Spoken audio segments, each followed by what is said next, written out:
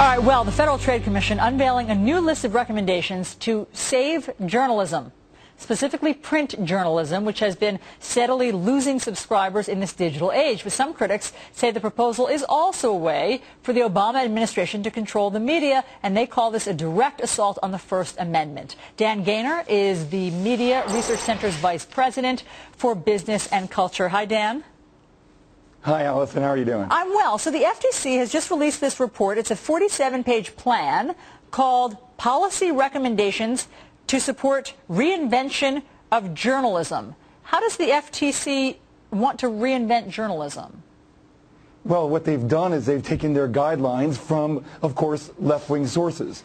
You look all throughout that report. There's 47 pages of report, and a lot of it's drawn from a book by a guy named Robert McChesney, who used to run he's a very strident lefty, used to run a socialist website. He's a big fan of Hugo Chavez. They're taking their guidelines from somebody who wants to see our media handled just like it is in Venezuela. Not a good idea. Yeah, and just to remind our viewers how it's handled in Venezuela, Hugo Chavez famously clamped down on radio stations that he thought were being critical of him or his administration. And I know that some of these liberal groups are worried about hate speech. So what's the difference between being critical and hate speech? Do they define that?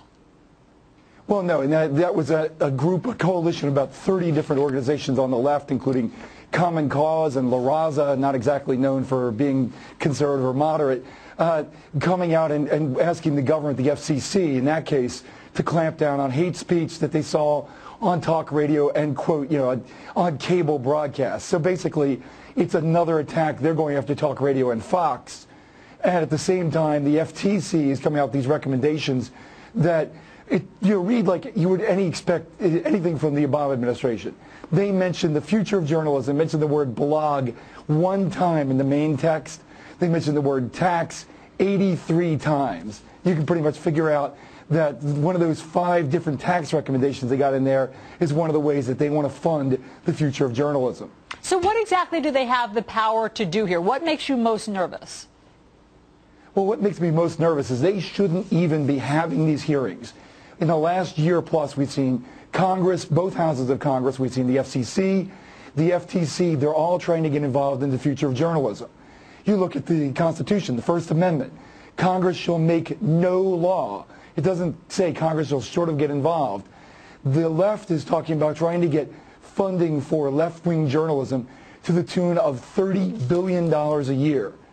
That's going to make it almost impossible for more moderate or conservative outlets to ever compete, and they'll hand in glove operating with federal government. It's a horrible idea and should be stopped in a big way very fast. Is there a warning here for liberals as well? Because it's possible in 2 or 4 years, or I should say 6 years, that a Democrat will not be in the White House, and then there'll be a Republican in the White House, and then these rules will still be in place, and liberals may want to be able to criticize the administration at that time, but the rules may clamp down on them too. Yeah, that sounds good in theory, but in practice what we've got is something like NPR, which continues to get more than $400 million a year, is left-wing liberal broadcasts around the country, something like 800 stations, and it didn't change when you had George Bush as president. It didn't change when you had Ronald Reagan as president. This is consistent, bureaucratic, liberal radio, and we can expect that if you spend $30 billion, the number the left is looking for, to smaller, more independent outlets, they're going to be even more radical. Dan Gaynor, thanks so much for coming on to tell us about this, because we're not hearing much about it in other media outlets. Thank you. Thank you very much.